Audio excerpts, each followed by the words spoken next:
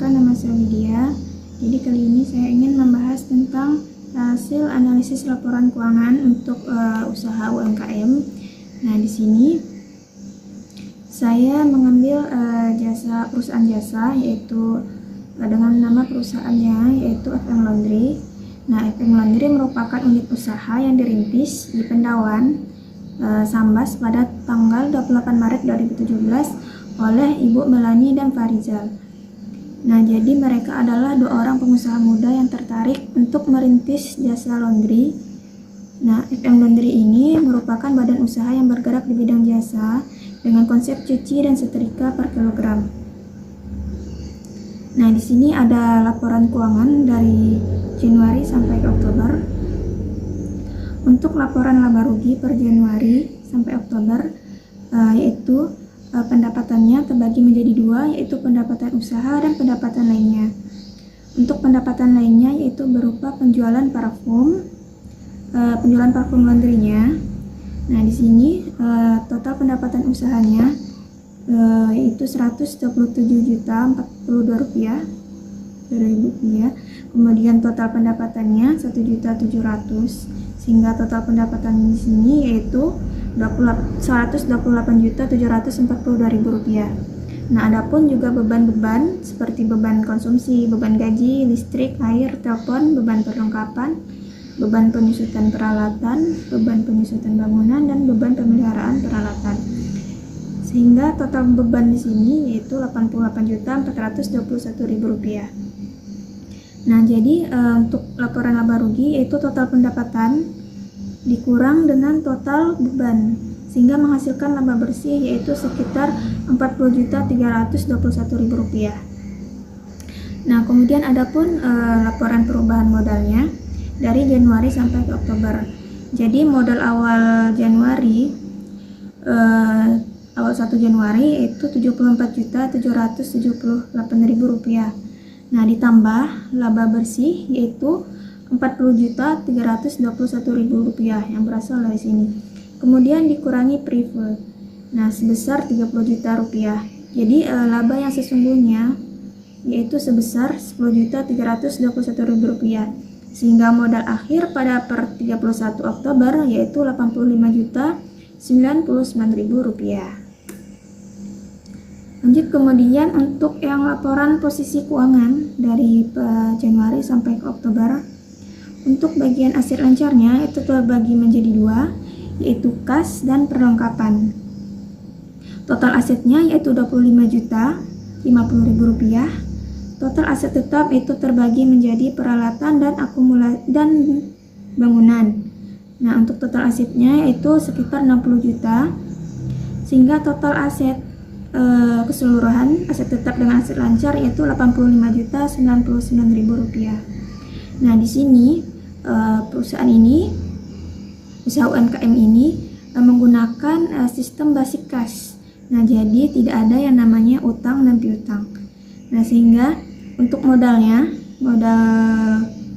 perusahaan yaitu Rp85.099.000. Kemudian masuk ke laporan arus kas. Jadi untuk arus kas aktivitas operasional, untuk penerimaan kas yaitu pendapatan usaha dan pendapatan lainnya.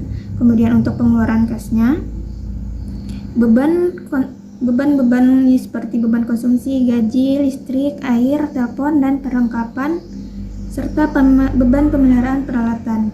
Kemudian penerimaan kas ini dikurang dengan total pengeluaran kas, sehingga arus kas aktivitas operasional yaitu Rp43.822.000. Kemudian untuk aktivitas investasi itu tidak ada. Kemudian untuk aktivitas pendanaan yaitu penerimaan modal kas dari modal. Kemudian untuk pengeluaran kas yaitu prive, sehingga arus kas dari aktivitas pendanaan yaitu nilainya minus 19. Jadi 43 juta ini ditambah dengan 19 juta, sehingga arus kas bersih yang sebenarnya yaitu Rp24.822.000. Kemudian lanjut untuk yang analisis vertikal. Nah, untuk yang di laporan posisi keuangan, bagian aset lancar, untuk total aset lancar yaitu untuk kas itu sekitar 99% dari total aset lancar, sedangkan 1%-nya yaitu perlengkapan. Nah, sedangkan untuk yang aset tetapnya itu lebih besar, yaitu akumulasinya yaitu di bagian bangunan yaitu sekitar 83%. Nah, jika dilihat dari total asetnya di sini, total aset tetap lebih dominan lebih besar, sekitar 79%, yaitu total aset itu berasal dari aset tetap. Nah, sedangkan 21%-nya itu berasal dari aset lancar. Kemudian jika dilihat dari laporan laba rugi, pendapatan usahanya itu lebih besar, nah sekitar 99%, dan 1%-nya itu berasal dari pendapatan lainnya. Kemudian ada juga beban-bebannya di sini yang lebih dominan besar nominalnya yaitu pada beban gaji, nah sekitar 62% dari total beban. Kemudian masuk ke analisis rasio. Nah, di sini ada rasio likuiditas, yaitu cash turnover ratio. Itu perbandingan antara pendapatan bersih dan kas dibanding dengan kas dan setara kas. Nah, jadi rasio ini digunakan untuk melihat seberapa liquid aset kas ini dalam menghasilkan pendapatan. Nah, di rasio ini menunjukkan angka 5,19. Nah, yang berarti setiap Rp1 aset kas menghasilkan pendapatan Rp519. Nah, jadi dapat disimpulkan bahwa perusahaan ini cukup baik dalam mengelola asetnya dalam memperoleh pendapatan. Nah, kemudian masuk ke rasio activity, yaitu working to capital turnover, yaitu perbandingan antara pendapatan dan aset lancar. Nah, di sini untuk melihat seberapa liquid aset lancar dalam memperoleh pendapatan. Nah, di dalam rasio ini menunjukkan angka 5,14. Nah, yang berarti bahwa perusahaan mampu memanfaatkan aset lancar dalam memperoleh pendapatan yaitu sebesar 5,14 untuk setiap Rp1 aset lancar. Nah, berarti perusahaan ini cukup baik dalam mengelola aset lancarnya dalam memperoleh pendapatan. Lanjut masih dalam rasio activity, yaitu fixed asset turnover, yaitu perbandingan antara pendapatan dan aset tetap. Nah, di sini tujuannya untuk melihat seberapa liquid si aset tetap dalam memperoleh pendapatan. Nah, di sini untuk rasionya yaitu sekitar 2,14. Nah, yang berarti setiap Rp1 aset tetap perusahaan menghasilkan pendapatan sebesar 2,14. Jadi dapat disimpulkan bahwa perusahaan cukup baik dalam mengelola aset tetapnya untuk memperoleh pendapatan. Kemudian ada juga yaitu total asset turnover, yaitu perbandingan antara pendapatan dan total aset. Jadi untuk melihat seberapa liquid aset ini dalam memperoleh pendapatan. Nah, dalam rasio ini menunjukkan angka 1,51. Nah, yang berarti bahwa setiap satu jumlah aset perusahaan memperoleh pendapatan sekitar Rp1,51 dan dapat disimpulkan bahwa perusahaan ini cukup baik dalam mengelola aset untuk memperoleh pendapatannya. Kemudian untuk yang break-even point itu jika variabel fixed cost-nya biaya tetapnya Rp792.000, untuk variabelnya Rp6.000 per unit dan harga jualnya Rp6.000 per unit, maka untuk mencapai titik impasnya, maka perusahaan perlu mencapai 396 kilo atau setara dengan Rp3.168.000 untuk mencapai titik impasnya. Nah, sedangkan untuk yang laba rugi, jadi untuk melihat berapa sih laba perusahaan. Nah, jadi di sini yaitu harga jual, harga pendapatan dikurang dengan biaya variabel dengan dikurang biaya tetap. Jadi untuk kesimpulannya itu biaya laba operasional yaitu sekitar Rp2.384.050. Itu merupakan laba per bulan, laba bersih per bulan. Secara keseluruhan, perusahaan Jadi baik untuk dalam melihat memperoleh hasil laba pendapatan, perusahaan, namun pengeluaran juga perlu jadi diperhatikan di sini seperti itu, pengeluaran berikut. harga jual. Untuk yang template laporan keuangan, nah di sini saya sudah membuat template. Nah, cuman di sini kita perlu melakukan 3 hal. Nah, yang pertama kita mengisi saldo awal. Jadi kita mengisi saldo awal, kemudian kita membuat catatan untuk membuat catatan harian.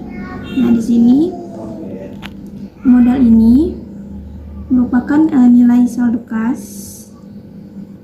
Nah, di sini untuk membeli, misalnya untuk melakukan pengeluaran, nah kita tinggal klik di sini. Nah, misalnya kita untuk membeli solasi, nah sekitar 11.000. Nah, di sini akan otomatis di sini untuk pengeluaran solasi yaitu 11.000. Nah, kemudian di sini ini merupakan total perlengkapan. Ini sudah saya otomatis sudah masuk di sini. Nah, jadi yang ini tinggal kita masukkan untuk laporan ini, tinggal kita masukkan ke dalam jurnal umum. Nah, misalnya di sini kan perlengkapannya 73.000. Nah, kita masukkan di sini di jurnal umum. Misalnya akhir bulan itu pengeluaran perlengkapannya yaitu 73.000. Nah, jadi kita masukkan di sini misalnya perlengkapan. Ini perlengkapan kan sebesar 73.000. Nah, ini sudah 73.000. Jadi untuk melihat rinciannya, untuk melihat lebih rincinya, kita bisa melihatnya di sini. Ini tinggal kita klik pivot table analyze, kemudian refresh dan refresh all. Nah, di sini pada tanggal 31 bulan 1 total pengeluaran perlengkapan itu 73.000. Nah, ini juga udah otomatis langsung ini berkurang. Jadi perlengkapannya juga berkurang gitu. Misalnya ini sebelumnya, yang mana perlengkapan sebelumnya yaitu sini kita lihat di neraca saldo. Nah, jadi 16 juta kan. Nah, jadi pada saat tadi kita ubah ini misalnya ini kan perlengkapannya, misalnya kalau ini 73.000, misalnya di sini 73.000 kan, kita bagi ke tabel analyze, kita refresh untuk perlengkapannya 73.000 kan, ini 15 juta. Nah, tadi sedangkan untuk awalnya itu kan 16 juta. Nah, ini langsung udah otomatis ya, udah langsung jadi sampai ke laporan keuangannya anak. Jadi kita tinggal membuat ini aja, cuma 3, membuat laporan catatan harian, berapa pemasukan, berapa pengeluaran kita. Nah, kemudian pada 3 akhir periode kita masukkan yang di sini.